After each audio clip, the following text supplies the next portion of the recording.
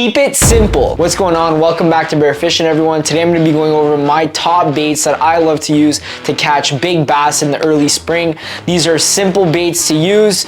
The retrieves are super simple, but they're definitely going to catch you fish this season. Without further ado, let's get started. Number one, without a doubt, the jerk bait. Guys, the jerk bait in the early spring, when that water starts to warm up and these fish start moving in shallow to where there would normally be weeds, but there isn't because of the water temperature still, these fish will be feeding heavy on bait fish.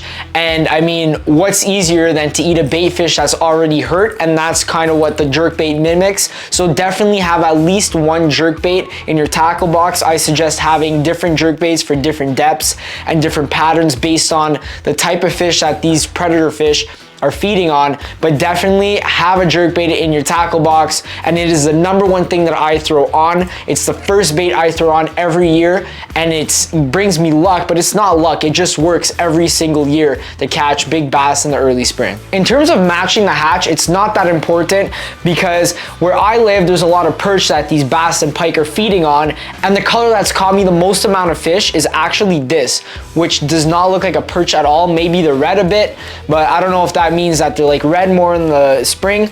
But point is that matching the hatch isn't that important as long as it looks like a dying bait fish and you're swimming that thing where there would normally be weeds in the early and late summer, you're gonna get bit. Number two, without a doubt, the paddle tail swim bait.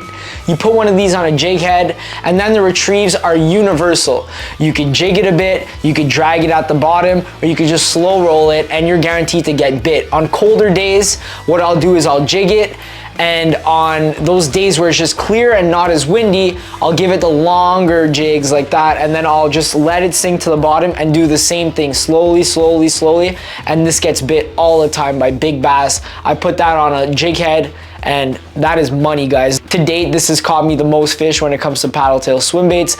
I use it in river settings, I use it in lakes, ponds, and it just catches fish everywhere. So if you're just starting out and you want a good, reliable paddle tail swim bait, start off with the Strike King Rage Swimmer. That'll get you fish 100%. So I mentioned water temperature before, and the reason I did so is because my friend Binny Outdoors actually had a biologist that focuses on the life of largemouth bass, and it relates to smallmouth bass as well. But basically, when the water gets to 55 to 65 degrees, that's when these things go into spawn mode. So anywhere before that, when it's starting to have those longer days and it's sunny outside, these fish are going to be getting fat in order to have that energy for that spawn. So the pre-spawn bite turns on, and when that happens, these fish are feeding in areas that, like I said, in the summer are going to be filled with weeds. And the reason for that is because those schools of bait fish are moving into those areas to feed as well. So as they're doing so, these big predator fish are coming in to get fat for that spawn. If you want more details on this whole temperature talk and this biology stuff, check the link in my bio to Binya's video, and that's like 2 hours talking about the life cycle of bass and how they feed and how they spawn, etc. Number three, a squarebill crankbait. This can be used in the same scenario, basically where the weeds are supposed to be, but they're not. If you don't know where they are, usually it's closer to the bank. So, and that depends where you are, if you're at a canal, a river, a lake. But the reason the squarebill is so good is because when that water isn't so clear in that early spring, when the water's changing temperatures and the clarity's all different, well, this thing has really loud rattles, and what's that gonna do is it's gonna drive the fish in.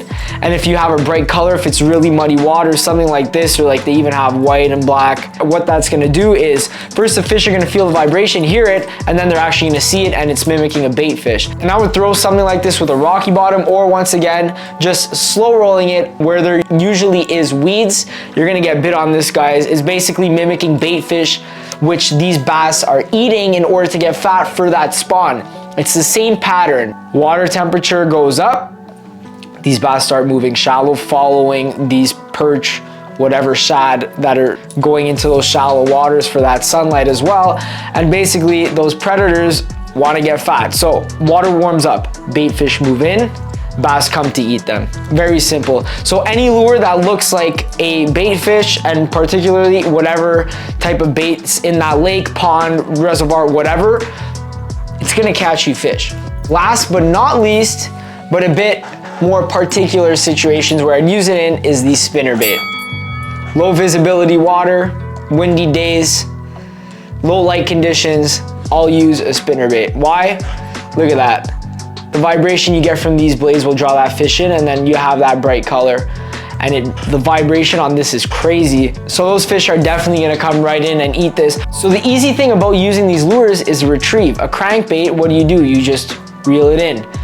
I try reeling it in at different speeds, and some work, and I try to remember, keep it in my mental library, and then that's how I'm retrieving it the next time to probably or try to catch another fish. And the same with the spinnerbait. So what I do is I kind of use this more like a paddle tail, but when I'm retrieving it, just slow rolling it, it's a bit quicker than would be a paddle tail, but I'm giving it those little jigs, those little erratic actions is what triggers that strike from those bass.